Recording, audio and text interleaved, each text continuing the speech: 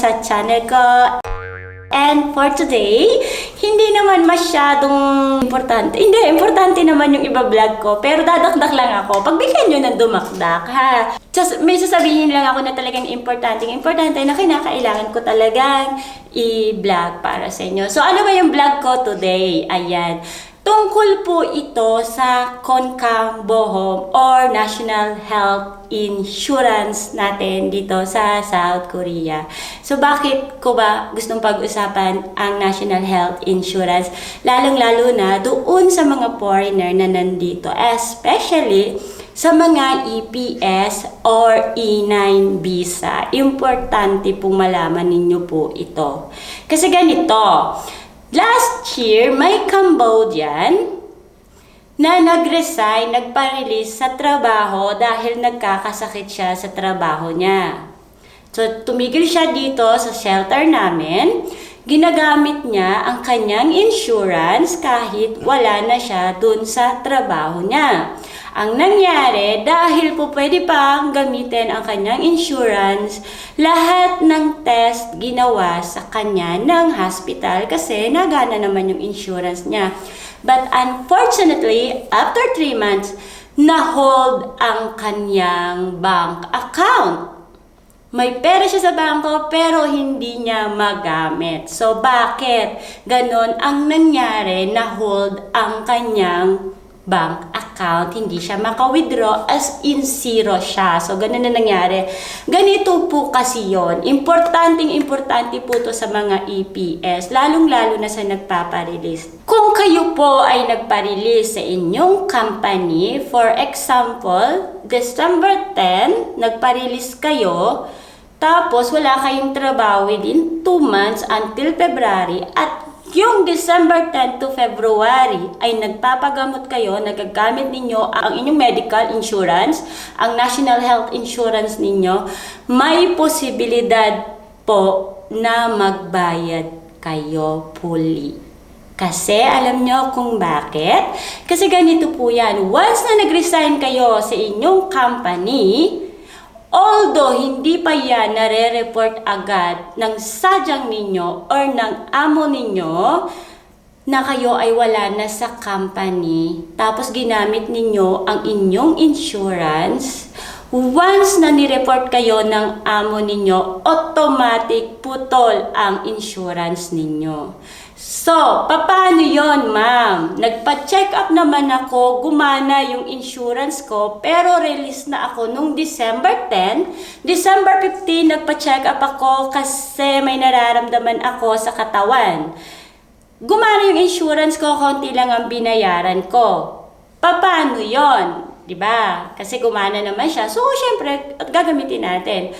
Kapag ang amo ninyo, nireport kayo sa National Health Insurance Company na kayo ay nag-resign sa kanila noong December 10, automatic ang insurance ninyo ay putol noong December 10. Start siyang naputol noong December 10. Kahit na late pa yan ipaalam ng amo ninyo, sa insurance, National Health Insurance, once na sinabi nila na nag-resign na kayo noong December 10, automatic putol yung inyong insurance. Kaso, nagamit ninyo noong December 15. So, yung kabuuan na dapat ay babayaran ninyo, kinakailangan ninyong ibalik sa National Health Insurance.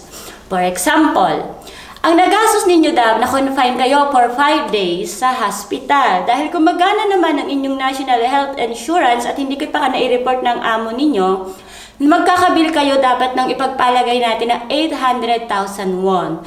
Since may insurance kayo, ang binayaran nyo lang ay 300,000 won. And dahil ni-report na ng amo ninyo sa National Health Insurance na kayo ay nag-resign na sa kanila since December 10, hindi na valid ang inyong insurance. Kinakailangan ninyong ibalik sa National Health Insurance ang 500,000 won na dapat ay kasama ninyong babayaran. Bakit ganon? Kasi po, ang mga foreigner dito sa South Korea, ang health insurance nila ay tinatawag na sunap. So, ano ba yon? Ang sunap, ibig sabihin, bayad muna bago gamit. Ganon po ang health insurance ng mga foreigner dito sa Korea.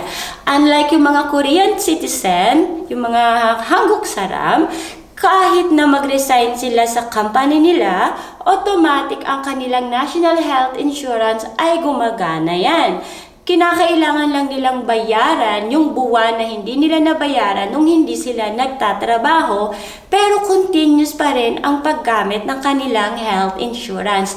Unlike sa ating mga foreigner, lalong-lalo na yung mga EPS na E9 visa na nagre-resign sa company, once na naputol ang ugnayan ninyo sa inyong employer, putol din automatic ang inyong health insurance. So, kung kayo ay magpaparelease at may nararamdaman kayo sa inyong katawan, just make sure na tumawag muna kayo sa National Health Insurance at ipa-update ninyo ang inyong insurance fee. Kung magkano ang babayaran ninyo, kung sa palagay ninyo ay 1 month kayo na hindi makakapagtrabaho. Para just in case na magkasakit kayo, ang inyong insurance ay gumagana pa din. Ganun po siya. Kasi kapag po kayo ay tumagal na hindi ninyo nababayaran ang National Health Insurance nila, may karapatan ang National Health Insurance na i-freeze ang lahat ng account ninyo at hindi nyo na siya mababayaran. So, doon po sa mga naa-aksidente sa company na nagpaplano na mag-resign, at syempre, gaya ng mga naiipit yung kamay, nabalian, yung may mga bakal sa braso, sa paa, yung mga ganyan.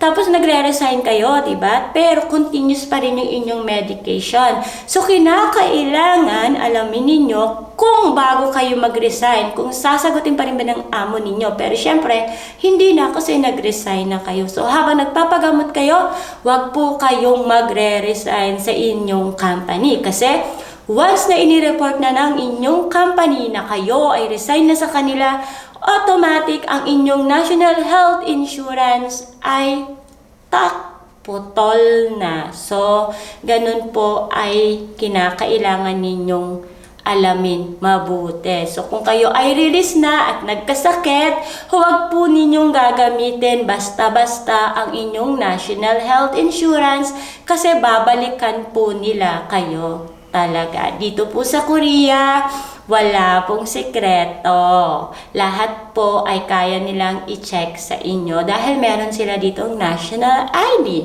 So, ganun po ka-importante ang National Health Insurance na yan.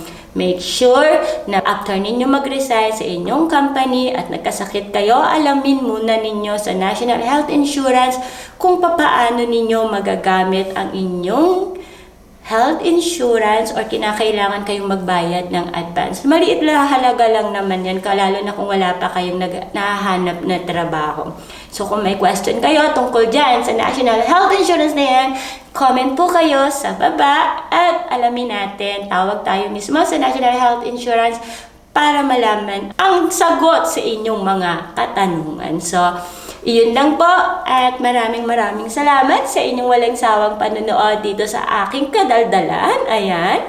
At syempre, kung may mga request kayo na i-vlog or kahit anong tutorial, po pwede po kayong mag-comment sa baba. Nagbabasa po ako ng mga comments sa baba. Although minsan medyo busy sa work, hindi ko kayo masyadong nare-reply, pero nababasa ko po siya. So, maraming salamat po ulit sa mga walang sawang nanonood at nagre-request ng aking content. Ayan. At syempre, i-share nyo na din para malaman ng ibang mga kababayan natin dito sa South Korea yung mga ganitong importanteng information. So, of course, kung bago ka pa lang dito sa channel ko, please consider to subscribe at huwag na rin kalimutan i-click ang bell button sa baba, syempre para updated ka sa mga videos na i-upload ko sa mga darating na araw. So, paano? Bye-bye! Maraming salamat! Merry Christmas and Happy New Year! Enjoy your holidays! Shoo!